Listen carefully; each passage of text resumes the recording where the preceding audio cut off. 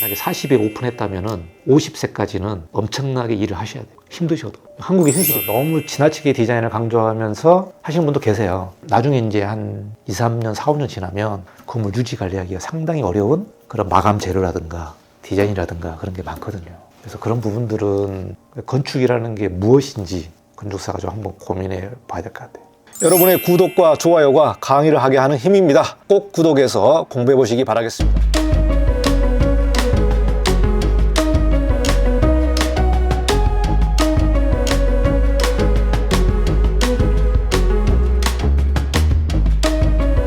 제가 보기엔 이제 사무소 개설 운영 세미나 같은 경우도 하다 보면 제가 항상 얘기하는 게 그거거든요. 홈페이지를 먼저 만들고 그 다음에 회사를 소개할 수 있는 작은 브로셔라도 만들어라. 뭐를 좀 줘야 될 거 아니냐 고객들한테. 아니면은 뭐 수주 마케팅 그렇게 고민을 많이 하는데 어떻게 구체적으로 수주 활동을 하고 마케팅을 할 거냐. 그러려면은 무슨 자료라도 있어야 될 거 아니냐. 사무실에 상담하러 오면 뭐라도 좀 유인물이라도 좀 줘야 될 거 아니냐. A4 뭐 2장이든 한 4페이지, 8페이지짜리든 준비를 해야 되고 자기가 사무소 개설하기 전에 했던 프로젝트라도 거기에 크레딧을 좀 달고 했던 것을 좀 만들어라. 그렇게 좀 제안을 하거든요. 홈페이지도 똑같아요. 홈페이지가 없는 사무소가 많습니다. 근데 건축주분들이 홈페이지를 많이 보잖아요. 일반 분들에게는 홈페이지는 그냥 기본 세팅인 거예요. 그 회사에. 근데 홈페이지가 없네? 그런 분도 계시거든요. 회사를 만들고 시작을 하려면 가장 기본적인 세팅이 홈페이지하고 회사 브로셔 두 개는 해놓고 그리고 나서 이제 실무적인 그런 뭐 법령 지식이라든가 기초 지식이라든가 상담이라든가 그런 것들을 계속 공부를 하면서 이제 실무를 해가는 게 맞는데 그러다 보면 이제 홈페이지 같은 경우도 자기가 예전에 했던 것들을 좀 크레딧을 달고 그리고 뭐 인공지능을 통해서 결과물들을 만들어내서 거기에 올린다든지 뭐 그런 것도 한 가지 방법이 되니까 자신을 어필할 수 있는 구체적인 결과물들을 좀 많이 준비하는 게 좋겠다라는 게 제 생각.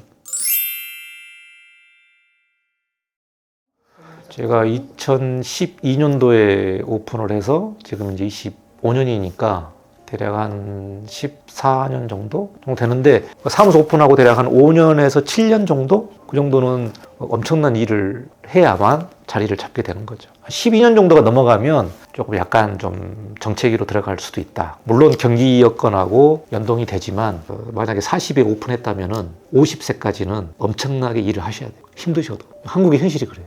빨리 자리를 잡아야 되거든요. 자리를 잡아야 되는데 각 건축사마다 어떻게 이 일을 대하는 뭐 자세라든가 태도라든가 전략이 다 다를 수도 있죠. 근데 생존을 하려면 많은 일을 하시고 준공도 많이 하셔야 돼요. 실제로. 준공을 해야 크레딧이 쌓이거든요. 일반 분들에게는. 그래서 일반 분들이 지금은 더 많이 똑똑해졌기 때문에 건축사분들이 이제 설계하고 준공한 건물들도 직접 가서 보시는 분들도 많아요. 보고 계약하시는 분도 계시고 부동산이라든가 뭐 다른 쪽에서도 실제 지어진 거를 봐야 크레딧이 생기기 때문에 그만큼 실무적인 크레딧이 많이 중요해졌다.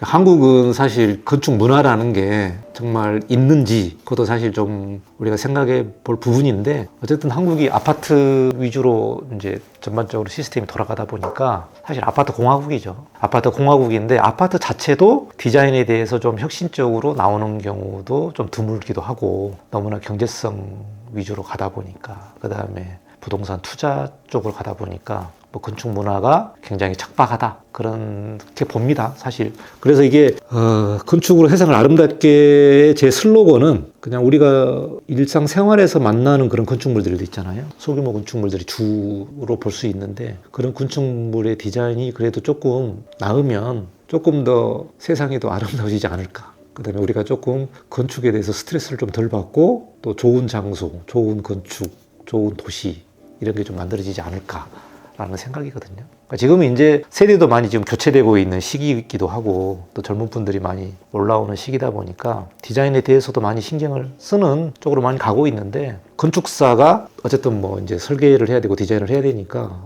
그런 사회적 역할하고 책임감을 좀 가지고 설계를 하면 좋겠다. 결국은 이제 건축사 일이 중요한 게 물리적인 거를 만드는 일을 하잖아요. 그래서 그 물리적인 결과물이 그래서 조금 디자인도 좀 되고 건물 자체가 좀 아름다워야 다른 분들도 그걸 보면서 좀 스트레스도 조금 풀고 세상을 조금 더 아름답게 보고 아 우리 마을도 참 좋다 뭐 그런 생각도 들 수도 있고 그런 차원에서 세상을 좀 아름답게 만드는 굉장히 중요한 역할이 건축이지 않느냐 그 물리적인 결과물이 그러니까 이제 제가 준공을 많이 했습니다만은 건축물 착공하기 전에 굉장히 그 동네가 좀 어수선하고 그런 동네들 있잖아요. 근데 이쁜 건물 들어가면 동네가 변해요. 업종도 변하기도 하고 실제로 그런 것들 많이 봅니다. 그래서 이제 건물이 이쁜 건물이 들어오면 옆집 건물도 또 이쁘게 지을 수도 있고 그게 하나둘씩 변화감이 있는데 그 속도가 조금 느릴 뿐이지 그런 게 좀 영향이 있다 그렇게 보거든요.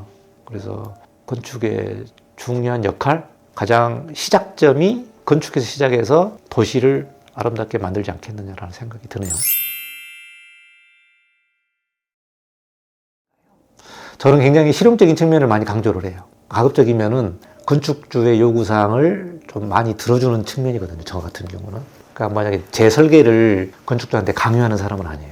그래서 제 설계를 제안을 해도 건축주가 싫어하면 건축주가 좋아하는 또 건축주가 원하는 디자인에서 더 나은 결과물을 하려고 노력하는 그런 스타일이지 뭐 이거는 저의 100% 순 작품이니까 무조건 당신이 따라야 돼요라고 강요하는 스타일은 아니에요. 그래서 중요한 거는 건축주들한테 설득하는 것도 중요하고 그리고 건축주가 또 뭐 공사비라든가 그런 부분들이 부족하다면 그 범위 내에서 최대한의 결과물을 만들어내는 것 그런 것도 매우 중요하고요. 그리고 준공 후에 이런 하자 부분이라든가 유지 관리 부분이라든가 그 부분도 건축사분들이 신경을 좀 쓰시면 좋을 것 같다.